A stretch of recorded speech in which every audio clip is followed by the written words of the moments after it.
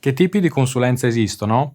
Senza esitare, tantissimi. È veramente un mondo molto vasto. Molto semplice quindi scegliere, meno facile scegliere bene. Ma perché esistono società specializzate su un singolo ambito? Security, oppure la parte risorse umane, oppure sulla parte tecnologica? Probabilmente perché non è possibile fare bene allo stesso modo in un mondo così vasto come quello di SAP. Scopriamo insieme oggi come scegliere e come approcciare un'attività security in ambito SAP.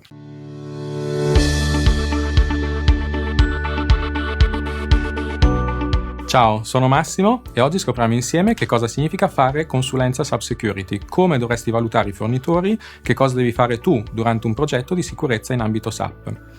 Qual è il percorso tipico di scelta? Escludendo gli scenari dove viene fatta una gara con criteri precisi di selezione, potremmo ipotizzare questi passaggi.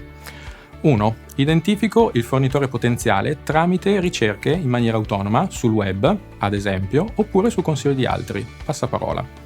2. Incontro il potenziale fornitore, cosa conviene valutare? Si occupa in maniera verticale dell'argomento di interesse oppure è una delle tante attività che svolge? Qual è il fatturato su quella specifica attività? Possiede delle certificazioni ISO? Questo punto è particolarmente importante, soprattutto per le certificazioni relative alla sicurezza dei dati.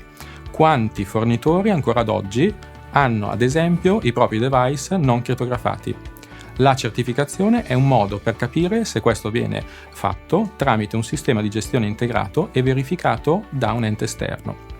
Quanti progetti del medesimo tipo ha seguito il fornitore? Bene, dopo tutte queste varie valutazioni, anche quella economica è rilevante, ma a mio avviso di secondaria importanza.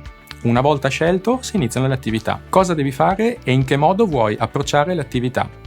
Ti aspetti che il consulente sappia già tutto e ti consegni il lavoro finale? Hai le competenze per capire cosa faranno i consulenti e come lo dovrebbero fare? Riuscirai a seguire le attività dando un contributo reale al progetto? Ne abbiamo vissuti davvero molti di progetti. Una delle prime cause di difficoltà è proprio all'interno della realtà aziendale.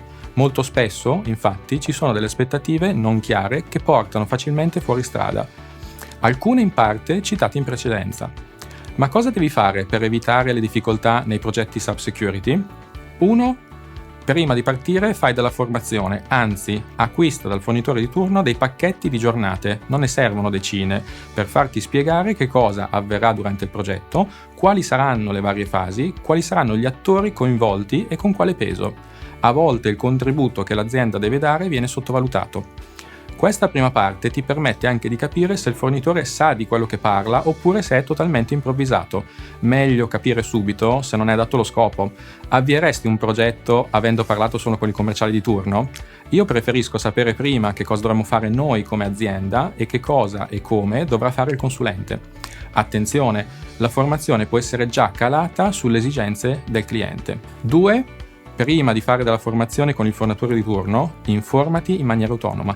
Oggi hai a disposizione decine di strumenti, libri, video, corsi online, documentazione pubblica in rete, per formarti e capire almeno il contesto. Spesso basta veramente poco per capire se chi hai davanti ne sa oppure se sono conoscenze superficiali. Ti costa del tempo? Sì, purtroppo costa del tempo, ma è un investimento sul futuro, per te e per l'azienda. Meglio perdere qualche giornata ora, piuttosto che vanificare un progetto di svariati mesi. 3. Quando inizi le attività, assicurati che tutti gli attori coinvolti siano allineati sulle scelte e modalità di lavoro. A volte non è così sempre tutto perfetto dall'inizio, ma bisogna fare in modo di procedere eventualmente migliorando a seguito. 4.